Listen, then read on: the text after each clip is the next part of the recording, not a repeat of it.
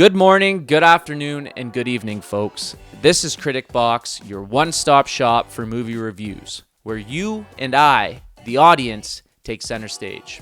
My name is Ben Walsh, and I will be your skipper of sorts as we journey through the treacherous and often frustrating waters that are movie reviews.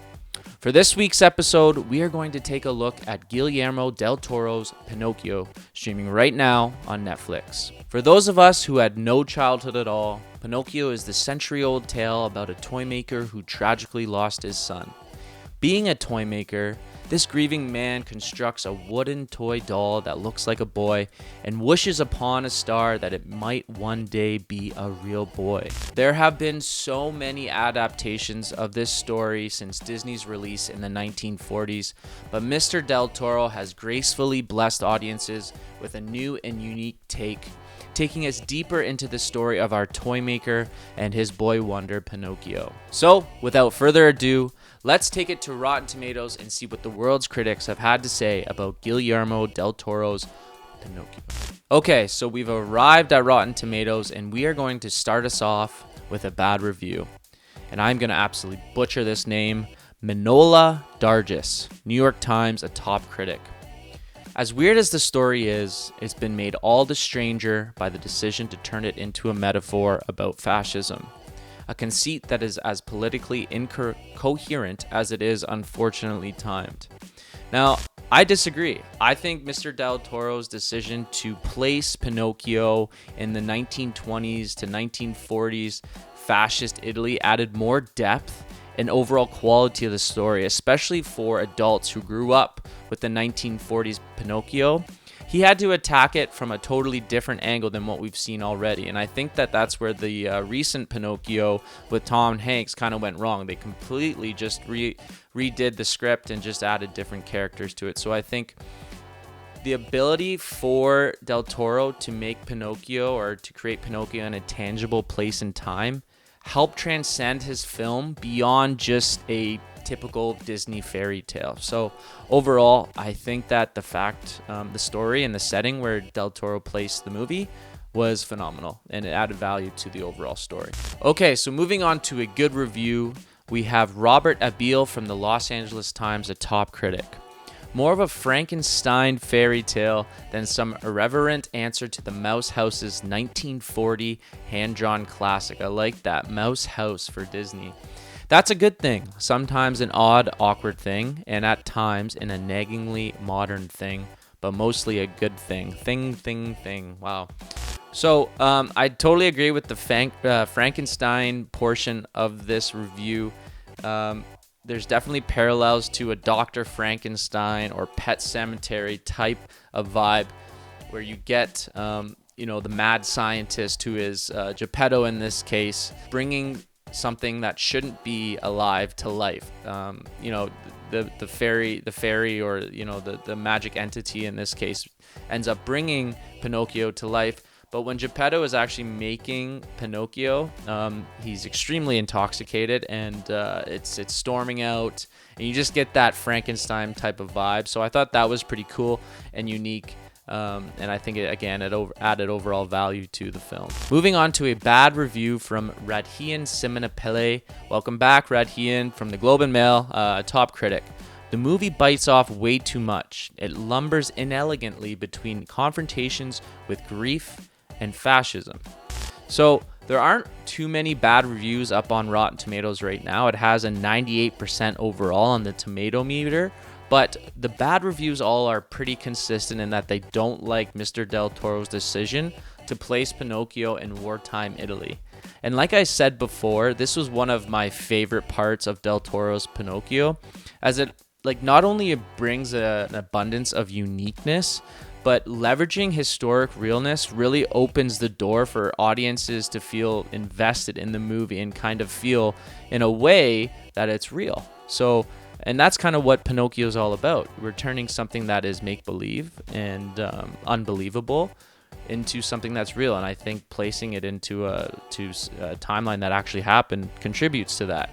I will say, even looking back, I watched the old 1940s Pinocchio, and it was kind of unbelievable. And again, this is like a 60-year-old movie or whatever it is.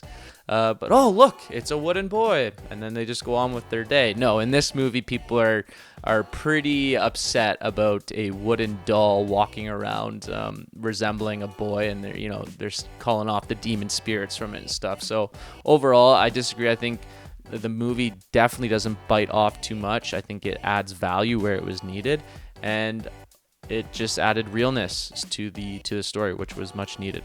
Okay, moving on. We have a good review from Guy Lodge of Variety magazine, a top critic.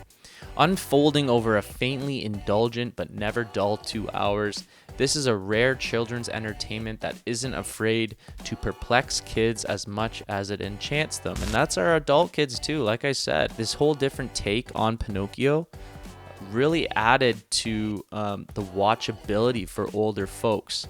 I definitely think that 2 hours could easily be passed as excess, but I think what separates this adaptation from others is the character and the story development that Del Toro brings that you haven't seen in other Pinocchios.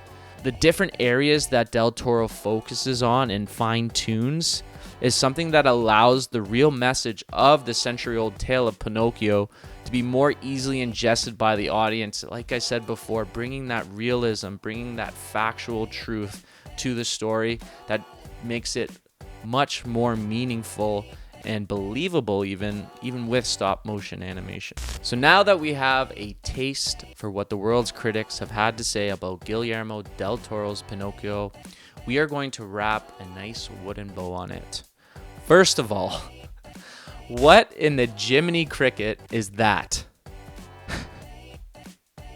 I feel like I'm looking at one of those wooden stick dolls that the witch in the Blair Witch Project placed around the forest to terrorize the hikers. It's absolutely terrifying, this Pinocchio character. I have no idea what Guillermo was thinking and with his artists when they created this Pinocchio, but he is scary, man. He's gonna haunt some kids' dreams for a while. But anyways, yeah, he I think I want to say that maybe he was just trying to keep it as real as possible and just, let's just make him out of wood. And it does make sense because in the creation of Pinocchio in the movie, Geppetto, who is his father, is absolutely hammered. So it makes sense. It looks like a guy that was pretty wasted, made Pinocchio. And even more so, you would have to probably be pretty inebriated to start wishing upon a magical star for the toy that you just made to become a real boy. So again, Del Toro just hits it. If we're going for realism here, folks, Del Toro just kills it. But my God, that is frightening. So overall, I think this movie allowed you to feel more intensely. That's where Guillermo really nailed it on the head. The unavoidable melancholy and hurt that many of us have felt or will feel in life is truly what this film is all about. There's frustration there of watching Pinocchio make the dumbass decisions he does, and then of course finally the immense joy and appreciation for the best things in life that are love and family. And that's all wrapped up in Guillermo and team's ability to create authenticity and extreme detail. The movie is again unique in its way that it dives headfirst into the relationship of Geppetto with his son pre-Pinocchio, and we actually get to see the boy Carlo enjoying life with his dad. So what this does, it makes you feel more connected and invested in the loss of Geppetto's boy. The story of Geppetto again surrounds the concept of fighting for something that you have lost, and diving into that loss was an ingenious decision by Guillermo. Geppetto's burden is fully felt by audiences more now than ever, and it really feels like you have shared that relationship with Geppetto and his son. So overall, that was just really well done. The detail in this movie is absolutely unbelievable. As you may know, it's all stop motion animation, so what you see in front of you are all little figurines, hand-carved, handmade by the artist that Guillermo brought on. And it's absolutely amazing to see the amount of work that these folks put into it.